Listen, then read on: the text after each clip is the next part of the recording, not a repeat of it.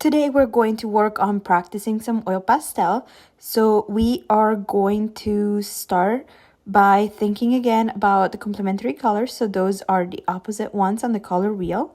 So those are the ones we're going to be using today. So we are going to start by writing at the top of the first column primary colors and on the top of the second column secondary colors.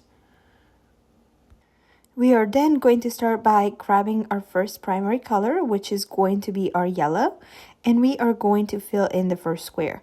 Be careful, make sure you stay inside of the lines, make sure you fill it in nicely so we cannot see the paper underneath, and then we're going to move on to the secondary color that is going to be the complementary color to that yellow one. So that is going to be our purple. So make sure you do the exact same thing, fill in that square nicely. You can move the paper around, you can turn the oil pastel in order to use that edge really nicely, but make sure you try to stay inside of the square. Once you are done with that, we are going to start by using our light pressure method to fill in this middle value scale. So we are not going to apply a lot of pressure. We are just going to lightly smudge that oil pastel onto the paper, applying very light pressure. You can use a round motion, you can go in diagonal, you can go straight forward, you can do whatever you want. So once you have that yellow on the paper, we are going to start grabbing our purple. So same thing, but starting from the opposite side. Start by adding some purple, still keeping it very light, keeping the same pressure as we use the yellow, and we are going to overlap it onto the yellow a little bit. So once we have that overlapped, what we're going to be doing is use our yellow again to just blend it in together a little bit more to the center. That is going to help creating more of a smooth transition between the yellow and the purple. So that is what you are going to see happening soon. So just make sure that you have a good layer of purple and a good layer of yellow on the paper. And with this technique, it is okay if we see the paper underneath. It is actually necessary that we see the paper underneath because it means that we kept the oil pastel very light. So as you can see, I'm using the yellow to blend it in a little bit more together in order to create a nice, neat gradient. So the next primary color we are going to be using is going to be our red.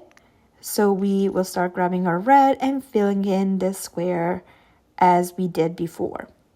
When you fill in the squares, still make sure you stay within those lines. Make sure you have an even amount of color onto your little square. Make sure you use the brighter red. There are two different reds in our little 25 oil pastel pack. So the complementary color on the color wheel to our red is going to be our green. So just make sure you do the same exact thing on the opposite side of that red, fill in with this nice green. So for the inside of that value scale, we are going to start using medium pressure. So that is a little bit more pressure. So for this one, we are not actually going to see the paper underneath.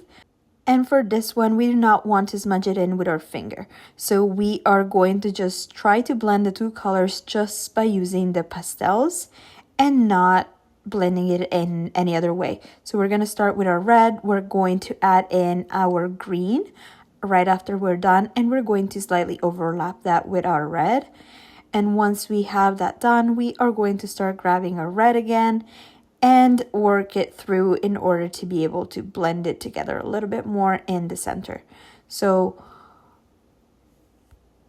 it will look very smooth and nice and blended and almost like a gradient from red to green.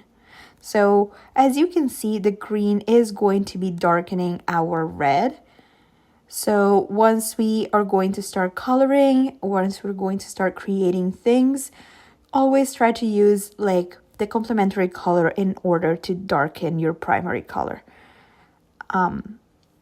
And tomorrow we will be creating an apple, and it is very important to not use the black in order to darken areas. So once we're done with this one, we will start our next value scale. So I am going to start by grabbing one of my next colors. My next colors are going to be blue and orange. Blue is going to be my primary color and orange is going to be my secondary color. So once I have those colors, I am going to start filling in those squares. Make sure you stay within those lines, and for this one we are going to use our finger to blend the colors. So once we have that two squares done, I usually start with the lighter color, so I'm going to start with my orange. I'm still going to use a medium pressure, and when I get to the middle while I'm using the blue, I am not going to overlap the colors this time. So as you can see, I just start filling it in, but as I get closer to the orange, I will stop and not overlap them. So once I'm done with that, I will actually start blending them with my finger in order to make those colors blend together a little bit. So we are going to experiment a little bit with the techniques. And I've been switching fingers just because one of my fingers just gets dirty touching the blue. So when I want to smudge the orange in, it's going to help blend it better. You can always grab the colors back again and adding a little bit more in order to be able to smudge it a little bit better and blend it in a little bit better as well. Once we're happy with our value scales and we're satisfied with how they look, we're happy with the blending, we can start moving on to our spheres underneath. So the first one is going to be our stippling sphere, and the second one is going to be our scribbling sphere. So for these spheres, we're just going to practice with whatever color you want, whatever color you choose. So we are going to always start with the lightest color. So for these ones, I have just experimented with many colors. I will play around with many colors. So I'm just going to start with our yellow. So remember the stippling, the closer the lines or dots are to each other, the darker the area is going to be. So for my yellow base, I just did it very tight knit all over because it's going to be my brighter area. As you can see, I left a little bit of white where the light is technically shining on my sphere, and I will need to remember to also add a cast shadow as well. So just make sure you remember all of that, you remember which colors you use, you fill all that sphere out with little lines. For this one, we love to see the texture, so just do not blend it, do not smudge it, do not clean it. And then I started adding this little skin tone peach color to the sphere to add a little bit more dimension.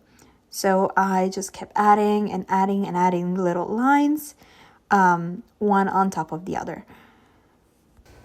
Once I am done with this peach color, I decided to use purple, so the complementary color of yellow, and to start adding more of those little lines. So as you can see, towards where it's supposed to be dark, the lines are going to be a lot closer together, while at the top they're going to be more separate. So that is going to start creating some depth, and it's going to make the sphere start to look a little bit more three-dimensional. Once done with the purple, I still think that the sphere needs a little bit more of a darker value, so I just grabbed this darker blue and started adding a little bit of darker blue towards the darker area, and I still try to blend it in towards the lighter area, just so it's not just a straight line of darkness in that dark spot. So as you can see, lines are farther apart towards the light until they are basically gone. And then just to make it slightly even darker, I decided to use red to make it pop a little bit even more. So as you can see, by adding the red, that area of the sphere is going to look very dark, and it's going to help make it more three-dimensional. Always remember to create a cast shadow at the bottom of your sphere. So start using the same exact colors that we've already used. So I will start with a yellow, with the blue, the red, and just make it darker. Our next sphere is going to be the scribbling one, so I'm going to start with this skin tone again, this little peach color. It's very light, and I'm just going to scribble in a round motion all over the sphere. So this is going to be my base color, and then we're going to start adding more and more value. So make sure you fill it all in. It doesn't really matter how much scribbling we do for this one. we are just going to keep layering, and once we're going to start adding the darker values, we will start making the scribbles a little bit more tight knit towards the darker area. So as you can see, we're using a light blue right now just to keep adding more and more tones and depth to this sphere. As you can see, the light blue is not going all the way on top of the light pink, but it is going to just still create that kind of lighter effect on it. So I'm then going to start with the purple. I'm just going to start with looser scribbles towards the light, and then more of a tight knit scribbles towards the bottom where the darker area is going to be. I'm just going to keep adding colors and layers and complementary colors in order to darken that area and in order to make my sphere look nice and good and round, three-dimensional. Once I wanted to go darker, I decided to grab this very dark green and start darkening that area. So I am using very tight knit scribble again, and I know it looks like it's black from here, but it is actually a green tone. So as you can see, that against the orange and the blues and the reds, so all those warm tones is going to make that dark area pop a little bit more and make it look darker and more intense. So then I just grabbed my orange again, and I just started to create my little cast shadow underneath the sphere just to make it look like an actual sphere. So I did the orange, the yellow that I just used, and then the red that I used as well, and then going back to it with my darker tones, so like the purple, and then lastly my dark green. So for this one, I decided I wanted to darken my darker area a little bit more, so complementary color green is our red. So I'm just going to go over it a little bit more and darken it a little bit more. Once you have completed your scribbling sphere as well, just make sure you take a photo of it and upload it on Canvas.